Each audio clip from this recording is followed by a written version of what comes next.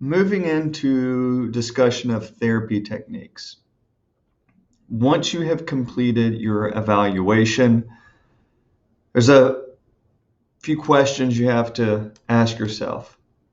First of all, based on what I've seen, can the patient continue to take food by mouth? Or can the patient go back to taking food by mouth?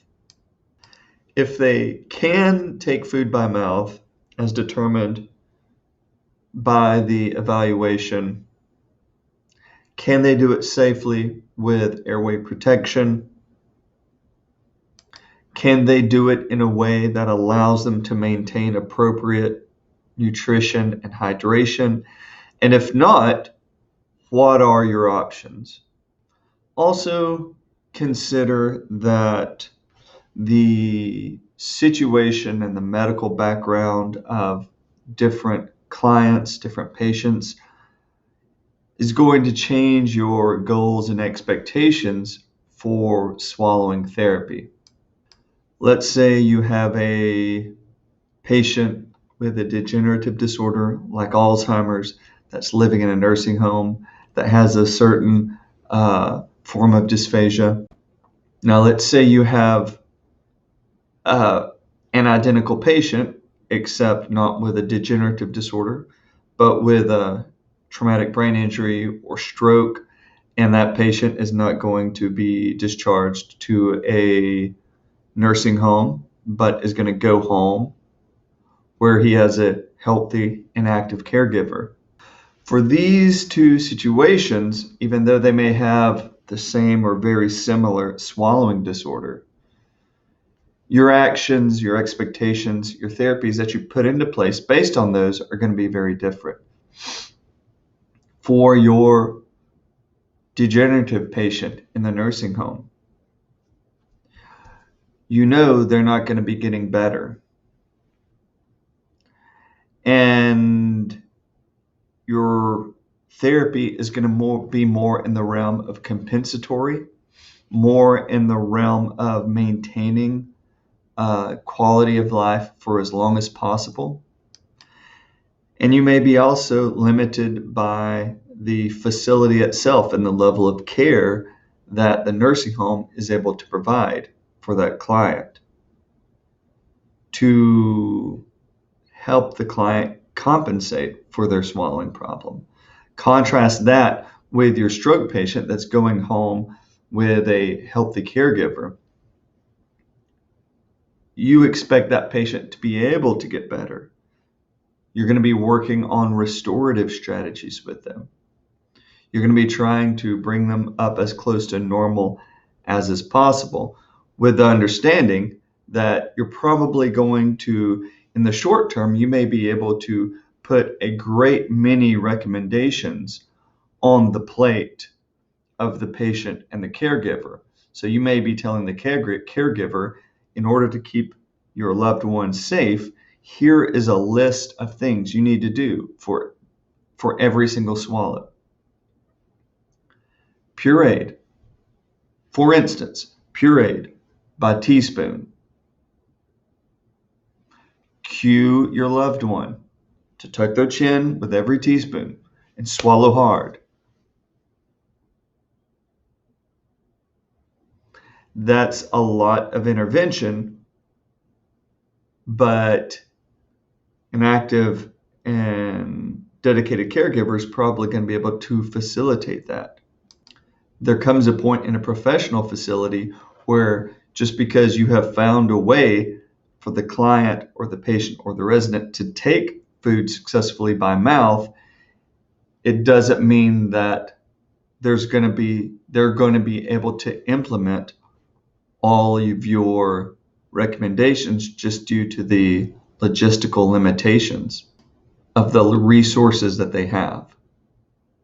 Although some facilities, like we saw in a video or two ago, have massive amounts of resources to do things like that. So you have to consider what is the prognosis for the patient. You have to consider what the caregiver is able to implement, maybe what the facility is able to implement. You have to consider the benefit to the patient in terms of quality of life. Like, is it going to actually improve their quality of life? And another example is there's a lot of people in a nursing home that may be on a mechanical soft diet. And I could go in and I could give them tons of recommendations. I could give them tons of strategies that would allow them to eat a normal diet. But then they're going to have an LPN or an SLP sitting beside them, cueing them on every bite in the cafeteria, perhaps, which is maybe their primary social outlet. And there's a good chance that last thing that little old lady wants is someone to be hovering over her as she eats, cueing her to do all these things that she may not want to do, just to be able to go from a mechanical soft diet to a normal diet, and have all that impair her social life, what social life there is in the nursing home.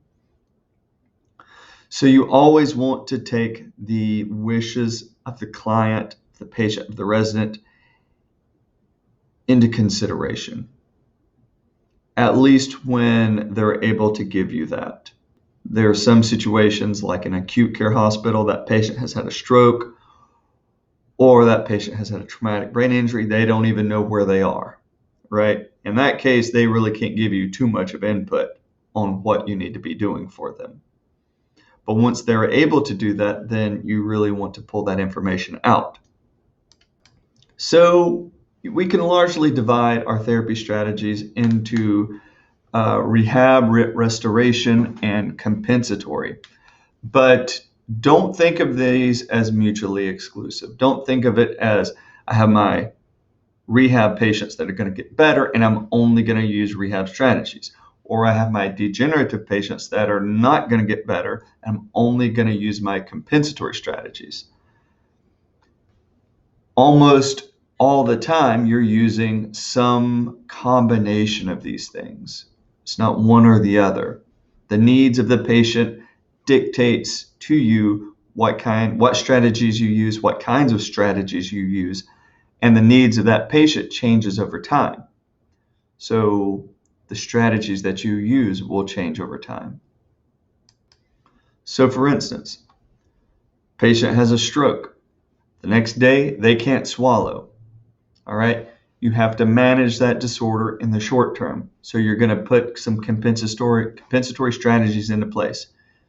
You're going to see what consistencies they're able to take. You're going to see what position, posture they need to be in to successfully take that. And then you're going to make sure that they're successfully eating without risk of aspiration. And then you will transition and start working on restoring their ability so that they're not living the rest of their life with thickened liquid on a pureed diet, for instance. And you're going to maximize their recovery, and there comes a point where you have maximized their recovery and maybe you don't anticipate them being able to get any better, at which point you're going to switch back to a compensatory strategy to deal with whatever residual difficulties they're having. So we also think of our therapy strategies in terms of behavioral, which is us somehow changing the behavior of the client to facilitate safe swallow. But in order for that client to change their own, in order for us to change the behavior of the client, that client has to have pretty good intact cognition. If they don't, let's say they have zero memory, zero attention, then it doesn't matter what we do, we're never going to change their behavior because they're never going to remember that they're supposed to be the behavior we're trying to encourage will never generalize because they'll never remember to do it. And which case we have to abandon the attempt to change them behaviorally, and we go to non-behavioral options, which would be like changing the consistency, the presentation of the food, changing something about the environment. And we do lots of things like this for lots of different kinds of clients, but you always want to try to get away from it if the patient has the cognition and the ability to change their behavior, to be able to take a higher level of diet, maybe in a more enhanced, socially enhancing quality of life scenario. But you will get those clients or the residents in a nursing home where they're essentially bedridden. They do not want to leave their room. They have basically very little cognition, very little problem solving, little to no problem solving, memory, attention, but they're able to arouse themselves and eat. This is when that's going to be more appropriate. One of the most important points for you to understand is from this class is on this slide. And that is that both the patient and the family, the caregivers, the nursing staff, whoever it is, they need to understand why you are giving the recommendations that you are giving. They need to understand the importance of your recommendations and the consequences of not following your recommendations.